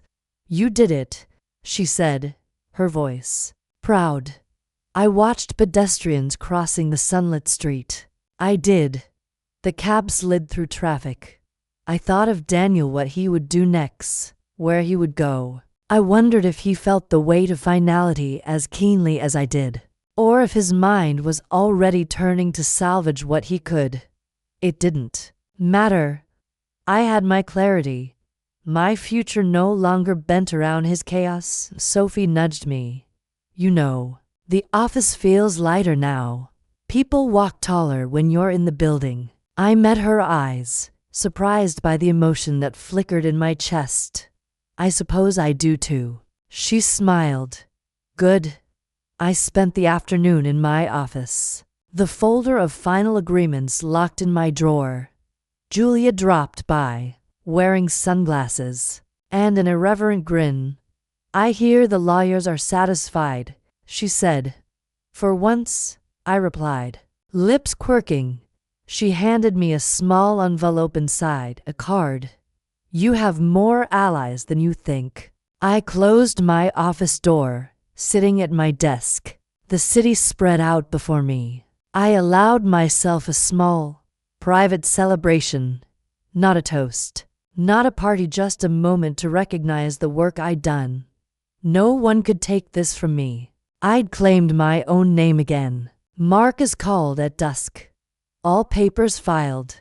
Daniel's team signed and sent the funds. "You're officially free and clear." A quiet smile formed. "Thank you, Marcus." "My pleasure, Elena. Take care of yourself." Sophie sent a final text that night. "Rest. Tomorrow is yours." I read it twice, feeling the truth of it sink in. That night, I walked through every room of my apartment, touching each surface, reacquainting myself with my own space. I stood by the window, city lights rising and falling, and let myself exhale completely. The legal battle was over. What remained? Was my life entangled, uncompromised, mine? Asterisk, asterisk, asterisk. The invitation arrived in a cream envelope, heavy with expectation, a high-profile charity gala at the Metropolitan. The kind of event Daniel and I once attended arm in arm. Our presence noted and photographed. Now, his name was a question in the city's rumor mill, and mine was whispered with admiration and a hint of awe. I chose my dress carefully. Deep emerald, simple and striking, a statement without extravagance. Julia arrived at my apartment, her eyes bright with approval. "You look magnificent. Are you ready?" "As I'll ever be," I replied, slipping on my heels. The lobby was a low hum of anticipation when we arrived. Photographers waited near the velvet ropes, their camera flashes like fireflies. I walked forward, Julia at my side. The cool night air crisp with the promise of attention inside. The ballroom glowed crystal chandeliers, laughter rising in soft waves, a current of speculation running beneath every conversation. I felt it as I entered, the subtle shifting of bodies, the glances that lingered just a second longer.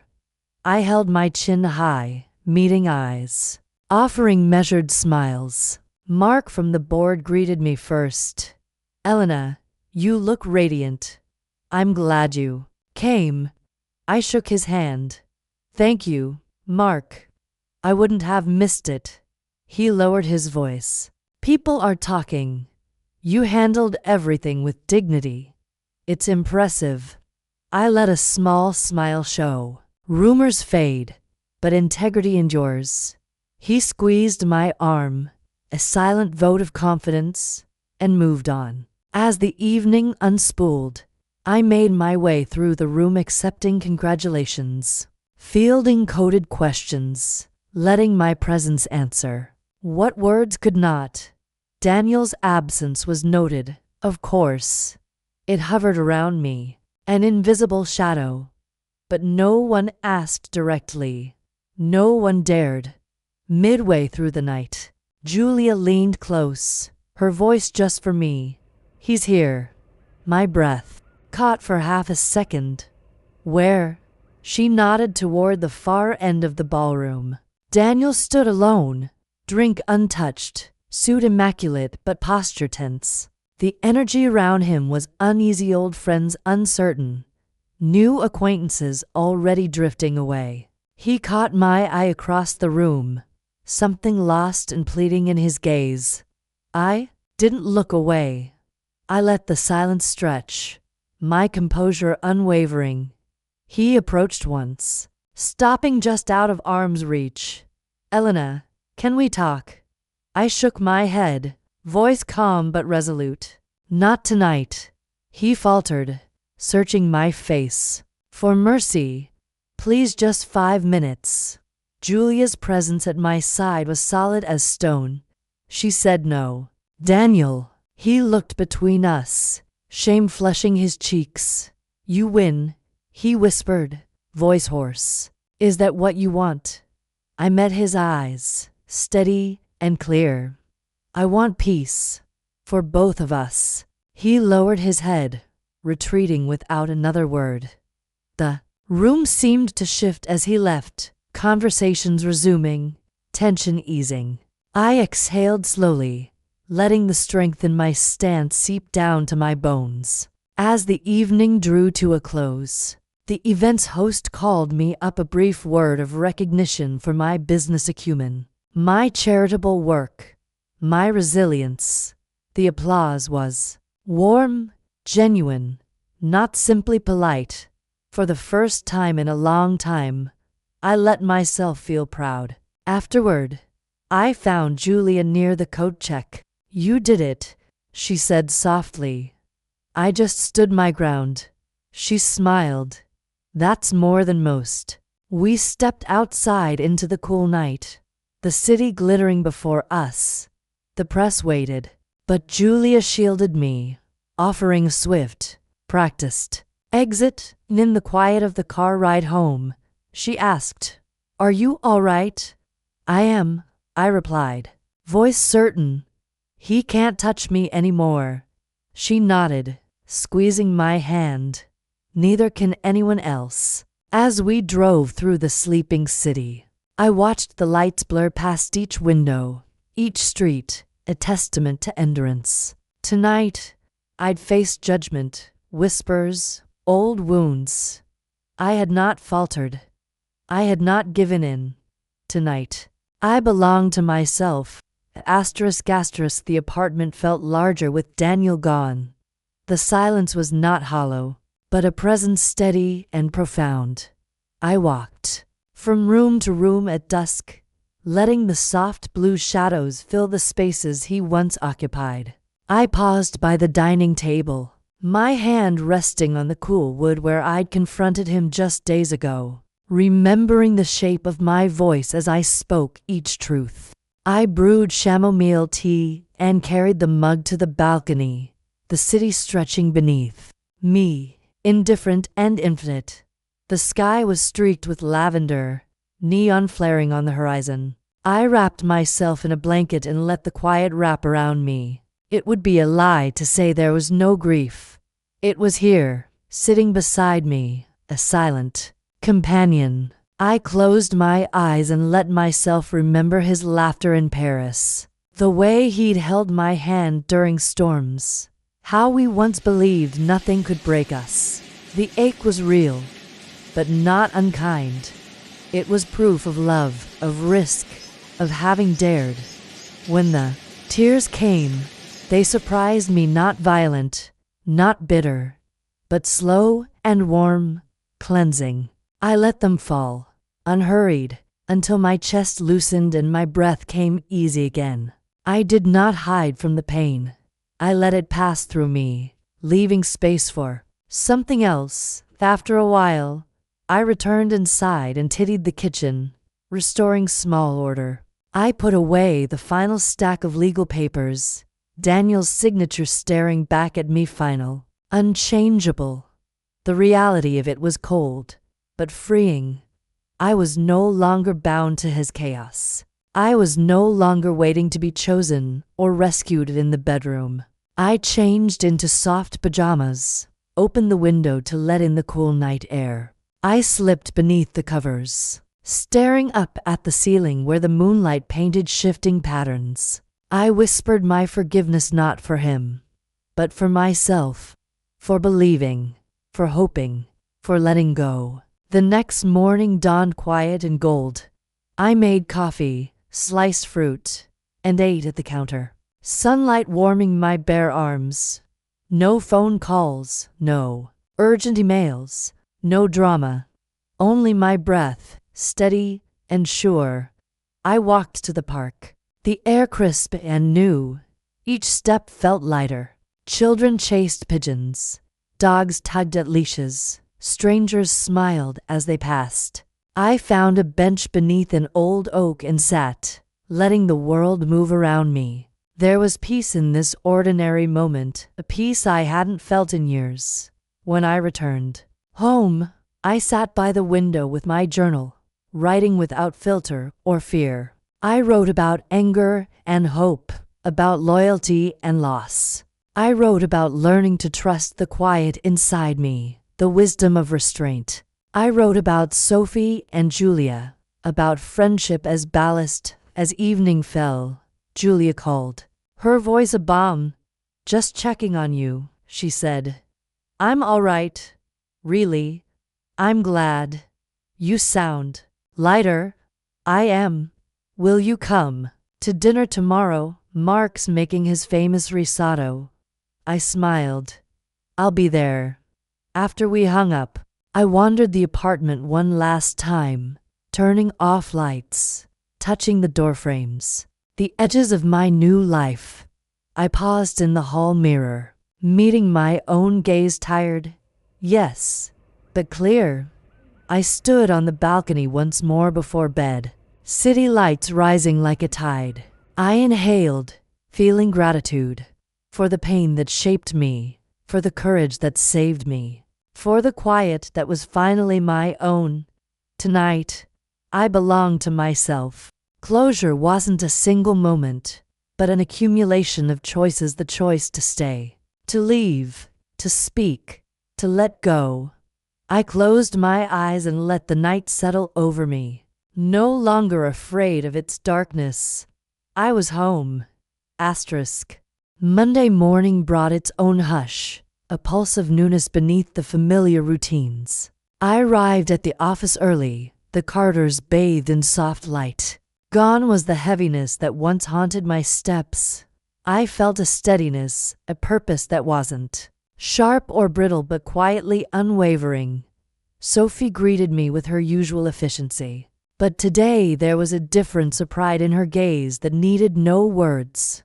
"Full inbox, but nothing urgent," she said, handing me coffee. "Your presence alone has everyone moving with intention." I smiled, grateful. "Thank you, Sophie, for everything." She squeezed my shoulder. "You don't need to thank me. You rebuilt the foundation." I moved through the office, greeting colleagues by name, pausing for genuine conversations. I saw their respect in small gestures, doors held open, careful attention, the way they listened when I spoke. They didn't ask about Daniel. They didn't have to. They saw me here, whole, unbroken. By mid-morning, I was deep in planning. My team gathered for a product review, their energy contagious. Nick Hill, my lead developer, grinned as he clicked through his slides. "We're ready to beta test ahead of schedule." "Elena, want to see the demo?" "Absolutely," I replied, leaning in. The screen came alive with data, interface smooth and intuitive. I asked questions, challenged assumptions, but the discussion was lively, collaborative. There was no undercurrent of distraction, just focus, just momentum. After the meeting, Priya caught up with me in the hall. "Elena, can I just say what you did this year? It's inspired a lot of us, not just professionally." I paused, letting her words settle. "Thank you, Priya. That means a great deal." She smiled, her confidence shining. "You show us it's possible to come back stronger." Lunch was a small celebration, just my closest colleagues in the break room, laughter bouncing off glass walls. I watched them, the quiet camaraderie, the sense of safety and ambition. I realized how much I'd missed this feeling, how deeply I valued it. In the afternoon, the board held a video call. Mark, ever the mentor, led the conversation. "Elena, the numbers this quarter are remarkable. But more than that, the team is thriving. That's a credit to your leadership." I nodded, accepting the praise without deflection. Thank you, Mark. It was a team effort. He smiled. Of course. But it started with you. After the call, I took a walk through the office. I looked out the window at the city, sunlight glinting off glass towers. I let myself savor the moment, the peace, the potential, the absence of fear. Sophie found me by the window. A lot of people would have left or folded, but you didn't. You created something even better. I turned to her, gratitude welling in my chest. I didn't do it alone. She laughed softly. Maybe not, but it was your vision, your steadiness. That's why people stay. We stood together in silence, watching the city move. There was work to do, always, but I felt prepared for it. I felt ready. Before leaving, I stopped by my office, gathering my things. My phone buzzed a message from Julia. Dinner still on? We have wine and a spot by the fire with your name on it, I replied. Wouldn't miss it? I left the office as dusk fell, feeling the lift in my stride. In the elevator, I caught my reflection, strong, calm, and unmistakably changed. On the street, the city's evening rush pulsed with life. I blended into it, no longer carrying the old weight. Tonight, I would laugh with friends, share a meal, and toast to survival, not the desperate, teeth-gritted kind, but the bright, hopeful, quietly powerful kind. I had come through fire. What remained was gold. Asterisk asterisk. The first message came on a Thursday, months after the signatures and silence. Daniel's name lit my phone in the late afternoon, just as I finished reviewing a contract. I stared at the screen for a long moment, debating whether to answer. In the end, I let it ring out, the sound fading into a hush that was almost comforting. A minute later, a voicemail arrived, his voice ragged, stripped of pretense. Elena, I know you don't want to hear from me. Please, 5 minutes. That's all. I listened once, then deleted it. That evening, Julie arrived at my door with a bag of groceries and a bottle of wine. She took one look at my face and set everything down. He called. I nodded, sinking onto the couch. He wants to talk. She poured wine into heavy glasses, handed me one. You owe him nothing. I know. I stopped, searching for words. I want to hear what he thinks he needs to say. For closure. For me. Julia settled beside me. Only if you're ready. And only on your terms. I sat with the decision for another day. When Daniel called again, I answered. His breath shuddered over the line. Thank you. I know I don't deserve it. I'll meet you at the park, I said. Tomorrow. Noon. Friday arrived gray and cool. I wore a soft sweater and kept my hair loose. Nothing formal. No armor. Daniel waited by the pond. Eyes red-rimmed, suit hanging off his frame.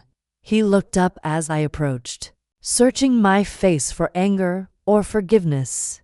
Elena. His voice caught. Thank you for coming. I stood, hands in my coat pockets, refusing to sit. You wanted 5 minutes. He swallowed, his gaze flickering. I lost everything. The board removed me. The press. You know. My parents barely speak to me. The house is gone. I'm selling the car next week. I nodded, silent. I'm not asking for pity, he said quickly. His breath caught. I ruined my life. I ruined yours. I know I lied. I know I broke things I can't fix. I'm sorry. Truly. His apology hung in the chill air. I let it stay there, unsweetened by reassurance. He looked down. I never realized how much you did for me. How much I depended on your strength. Your belief in me. I took it for granted. I know, I said softly. He fumbled in his pocket, pulling out a letter, crumpled and sweat-stained. I wrote this for you. I don't expect an answer. I need you to know I'm trying to be better. I'm in therapy. I go to meetings. I'm paying back every cent. I swear.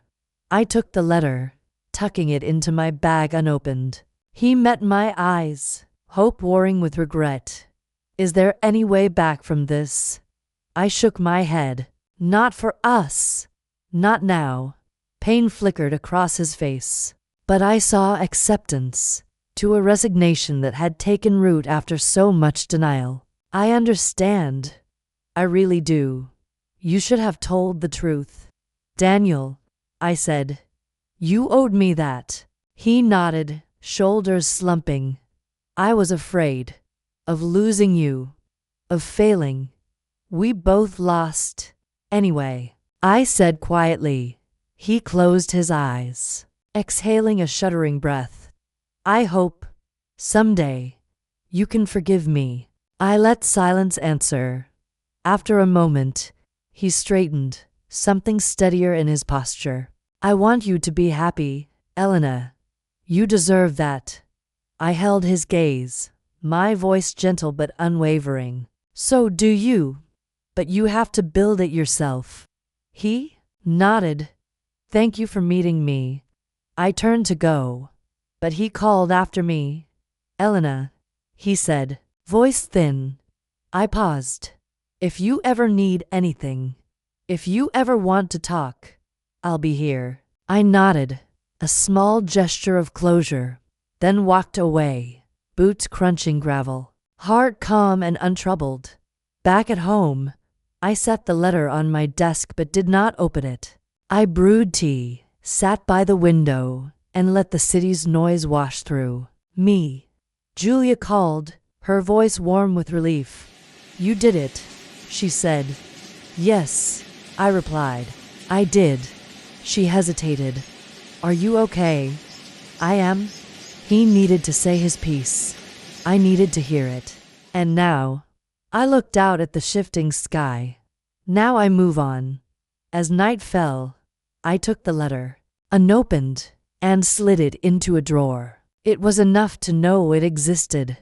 I did not need the words inside to find my peace. That night, I slept without dreams. Asterisk asterisk. A gentle quiet settled over my life, one I had not known in years. Mornings began with sunlight pooling on the hard wood, the comfort of routine, the knowledge that the only person I had to answer to was myself. Some wounds still ached, but the sharpness had faded, replaced by something steady, almost sweet a relief that did not demand explanation. Sophie came by every week, sometimes with pastries, sometimes just herself and her easy conversation. We sat on the balcony, legs tucked under us, sipping coffee and talking about everything but Daniel. This view is better than any therapy, she said one Saturday, waving her croissant toward the skyline. I smiled, leaning back in my chair. It took me too long to appreciate it. Sophie glanced at me, mischief in her eyes. So, what's next for you? I don't know, I admitted, for the first time. That doesn't scare me. She grinned. That's growth. Our friendship deepened in the unhurried hours between obligations, walks in the park, lazy brunches, movie nights when the world felt too loud. She never pressed for details about the past. She simply showed up, reliable as gravity. Julia, too, became a fixture, her invitations persistent, her presence warm. One evening over dinner at her apartment, she raised a glass to surviving the storm and to what comes after. To what comes after, I echoed, feeling the toast settle deep. We talked about everything: her work, my ambitions, books we both loved, the little joys that stitched a life back together. There was no pity in her gaze, only respect. I told her so. She smiled. You never let bitterness win. That's rare. It's not strength, I said. It's just refusing to let the worst day become every day. Julia nodded. Still, I'm proud of you. I learned to savor solitude, too. Afternoons reading on the couch. Evenings spent painting abstracts no one else would see. The satisfaction of a well-cooked meal made only for myself. The absence of chaos became its own kind of abundance. At work, I found new purpose in mentorship. Younger colleagues sought me out, asking for advice, sharing dreams. I listened, remembering what it felt like to crave someone's belief. I offered guidance, never dominance. I had learned how quietly resilience could echo, how much power there was in being present. One day, Priya stopped me in the hall, shy but determined. You make this place feel safe, Elena. That's more important than anything. I thanked her, and the gratitude was real. The sense of being seen, of being valued, grew each week not from grand gestures, but from small, sincere connections. In the quiet, I reflected on the shape of my life before and after Daniel. I saw how pain had pruned what no longer served me, how loss had clarified who would walk beside me. Sophie and Julia. Yes, but others too. My circle had shrunk, but it had grown deeper. Some nights, I still felt the echo of what had been lost, but I let it come and go, like weather, something to observe, not fear.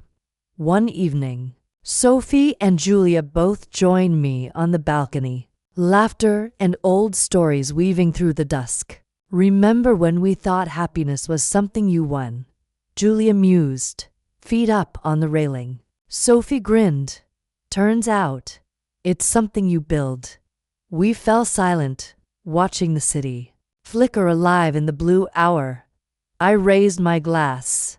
To building better. They clinked theirs to mine. To building better.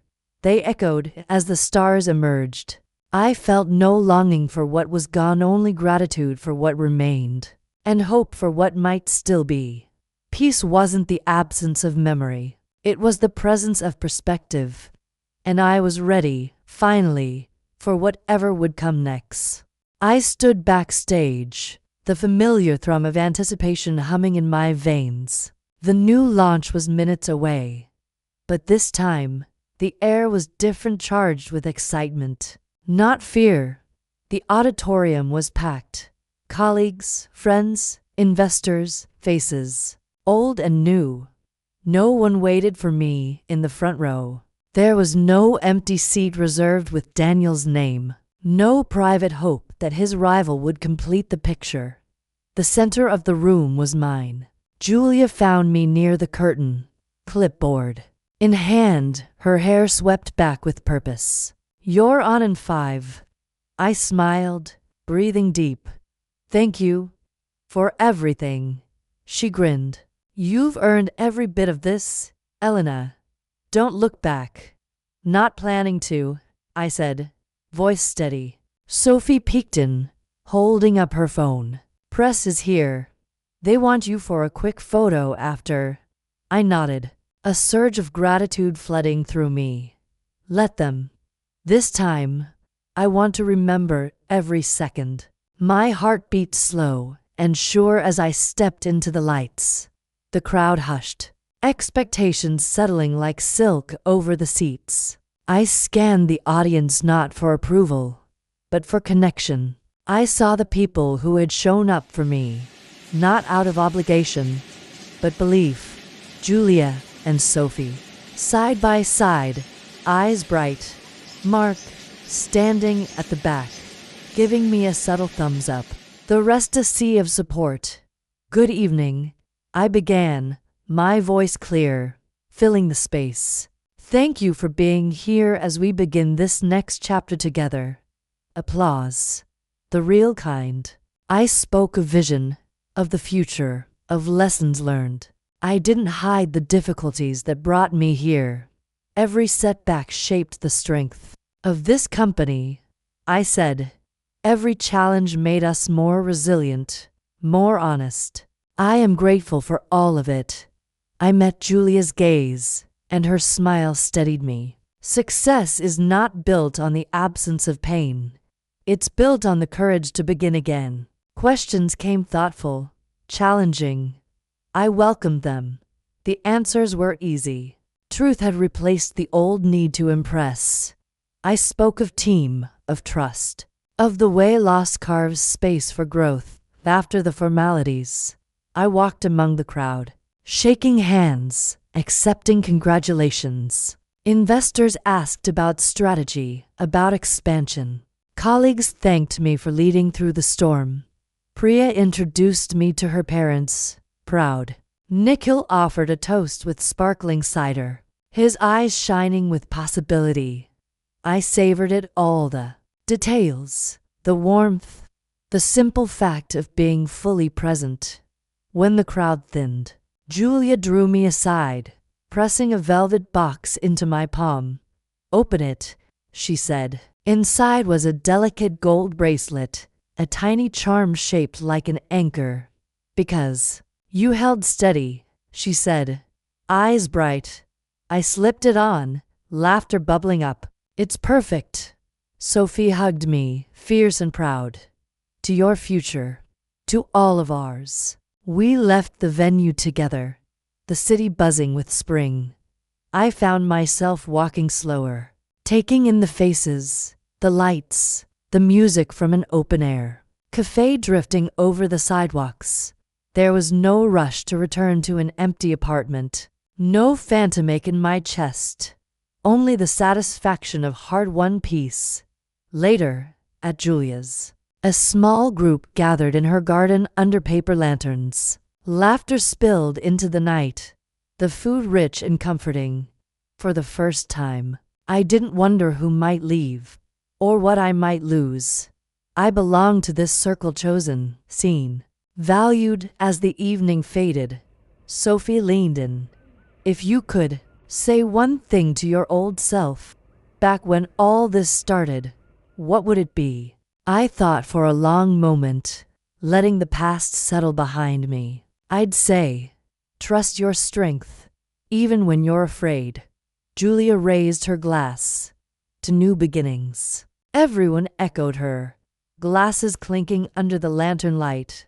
When I returned home, the apartment felt changed, not by absence, but by promise. I set the anchor bracelet on my bedside table, opened the window to the city's song, and stood in the quiet, the future unfolding in my chest like a sunrise. I did not need Daniel's presence to feel whole, nor his absence to define my worth. I was more than the sum of what I'd lost. I was the architect of every new beginning. I turned off the lights and let darkness gather. It was not empty. It was a space I could fill with anything I chose. I slipped into bed, the anchor cool against my wrist, and let sleep come deep, untroubled, as sweet as hope.